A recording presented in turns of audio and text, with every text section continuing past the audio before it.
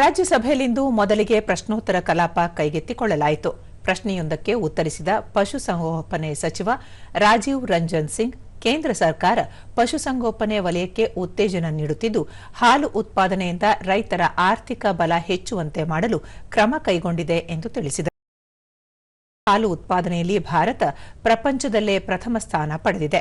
ಆದರೆ ಈ ವಲಯ ಬಹುತೇಕ ಅಸಂಘಟಿತ ಕ್ಷೇತ್ರವಾಗಿದೆ. ರಾಜ್ಯ ಸರ್ಕಾರಗಳ ಸಹಯೋಗದೊಂದಿಗೆ ಸಂಘಟಿತ ವಲಯಕ್ಕೆ ತರಲು ಪ್ರಯತ್ನ ನಡೆಸಲಾಗುತ್ತಿದೆ. ಪಶುಸಂಗೋಪನೆಯಲ್ಲಿ ತೊಡಗಿರುವ ರೈತಾಪಿ ವರ್ಗಕ್ಕೆ ಹೆಚ್ಚಿನ ಲಾಭ ದೊರೆಯುವಂತೆ ಮಾಡುವ ಪ್ರಯತ್ನಗಳು ಮುಂದುವರೆದಿವೆ ಎಂದು ಹೇಳಿದರು. भुगतान किया जा रहा जो चिलिंग प्लांट्स और इसके इंफ्रास्ट्रक्चर के बारे में माननीय सदस्य ने पूछा। सभापति महोदय, 15 बल्क कूलर, एक मिल्क चिलिंग सेंटर है, उस क्षेत्र में कार्यरत है। लेकिन इस पूरे सोसाइटी को मार्च 2026 तक 19,6 से 25,000 लीटर प्रतिदिन के तक बढ़ाने का लक्ष्य रखा गया है। मोदी सरकार की गृह खाते मंत्रालय नित्यानंद राय, ದೇಶದಲ್ಲಿ ನಕ್ಸಲ್ ಚಟುವಟಿಕೆಯನ್ನು ನಿರ್ಮೂಲನೆ ಮಾಡಲು ಕೇಂದ್ರ ಸರ್ಕಾರ ಕಟ್ಟುನಿಟ್ಟಿನ ನೀತಿ ರೂಪಿಸಿದ್ದು, 6 ಕಾರ್ಯಕ್ರಮಗಳ ಮೂಲಕ ಪರಿಣಾಮಕಾರಿ ಕ್ರಮಗಳನ್ನು ಕೈಗೊಳ್ಳಲಾಗುತ್ತಿದೆ. 2026ರ ಮಾರ್ಚ್ ಅಂತ್ಯದೊಳಗೆ ನಕ್ಸಲ್ ಚಟುವಟಿಕೆಯನ್ನು ನಿರ್ಮೂಲನೆ ಮಾಡುವ ಬಗ್ಗೆ ಗೃಹ ಸಚಿವ ಅಮಿತ್ ಶಾ ಅವರು ದೇಶದ ಜನತೆಗೆ ಭರವಸೆ ನೀಡಿದ್ದಾರೆ. ಅದನ್ನು ಪೂರೈಸುವ ನಿಟ್ಟಿನಲ್ಲಿ ಮುನ್ನಡೆಯುತ್ತಿದ್ದೇವೆ ಎಂದು ಹೇಳಿದರು. 2014ಕ್ಕೂ ಮೊದಲು ನಕ್ಸಲ್ ಚಟುವಟಿಕೆಯ ನಿಯಂತ್ರಣಕ್ಕೆ ಸೂಕ್ತ ನೀತಿ ಇರಲಿಲ್ಲ. ಪರಿಣಾಮವಾಗಿ ಪಶುಪತಿಯಿಂದ ತಿರುಪತಿಯವರೆಗೆ ಕೆಂಪು ಕಾರಿಡಾರ್ ನಿರ್ಮಾಣವಾಗಿ ದೇಶದ ಆಂತರಿಕ ಸುರಕ್ಷತೆಗೆ ಧಕ್ಕೆ ಎದುರಾಗಿತ್ತು. ಎಡಪಂಥೀಯ ಚಟುವಟಿಕೆಯ ಕುರಿತು ಕೇಂದ್ರ ಸರ್ಕಾರ ಶೂನ್ಯ ಸಹಿಷ್ಣುತೆ ಹೊಂದಿದೆ.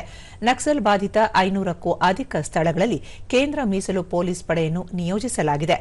ರಸ್ತೆಗಳ ನಿರ್ಮಾಣ ಸೇರಿದಂತೆ ಅಭಿವೃದ್ಧಿ ಕಾರ್ಯಕ್ರಮಗಳಿಗೆ ಆದ್ಯತೆ ನೀಡಲಾಗಿದ್ದು, 10,000ಕ್ಕೂ ಅಧಿಕ ಮೊಬೈಲ್ ಟವರ್ಗಳನ್ನು ಸ್ಥಾಪಿಸಲಾಗಿದೆ. ಉನ್ನತ ಶಿಕ್ಷಣ ಸಂಸ್ಥೆಗಳು, ಕೌಶಲ ವಿಕಾಸ ಕೇಂದ್ರಗಳು, ಕೇಂದ್ರೀಯ ವಿದ್ಯಾಲಯಗಳು ಮತ್ತು ನವೋದಯ ವಿದ್ಯಾಲಯಗಳನ್ನು ಆರಂಭಿಸಲಾಗಿದೆ ಎಂದು ಹೇಳಿದರು. 2014ರಲ್ಲಿ ದೇಶದ 10 ರಾಜ್ಯಗಳು ನಕ್ಸಲ್ ಚಟುವಟಿಕೆಯ ಪ್ರಭಾವಕ್ಕೆ ತುತ್ತಾಗಿದ್ದವು. ಈ ಸಂಖ್ಯೆ ಈಗ 70% ಇಳಿಕೆಯಾಗಿ ಕೇವಲ 3 ರಾಜ್ಯಗಳಲ್ಲಿ ನಕ್ಸಲ್ ಪ್ರಭಾವವಿದೆ. ಹಿಂಸಾತ್ಮಕ ಘಟನೆಗಳಲ್ಲೂ ಗಣನೀಯ ಇಳಿಕೆಯಾಗಿದೆ ಎಂದು ಹೇಳಿದರು. विद्यालय 259 और डाकघर 6025, बैंक ब्रांच 1804 और एटीएम 1321 महोदय खोले गए।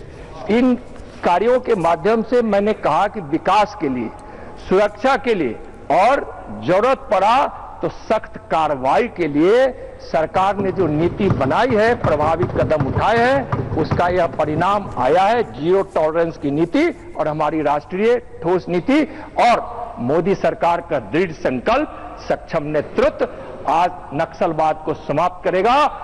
यह संबोधन ರಾಷ್ಟ್ರಪತಿಗಳ ಭಾಷಣದ ಕುರಿತ ವಂದನಾ ನಿರ್ಣಯದ ಮೇಲೆ ನಡೆದ ಚರ್ಚೆಯಲ್ಲಿ ಪಾಲ್ಗೊಂಡ ರಾಜ್ಯಸಭೆ ನಾಯಕ ಜೆಪಿ ನಡ್ಡಾ, ರಾಷ್ಟ್ರಪತಿ ಅವರ ಭಾಷಣದಲ್ಲಿ ಭಾರತದ ಅದ್ಭುತ ವಿಕಾಸ ಯಾತ್ರೆ ವ್ಯಕ್ತವಾಗಿದೆ.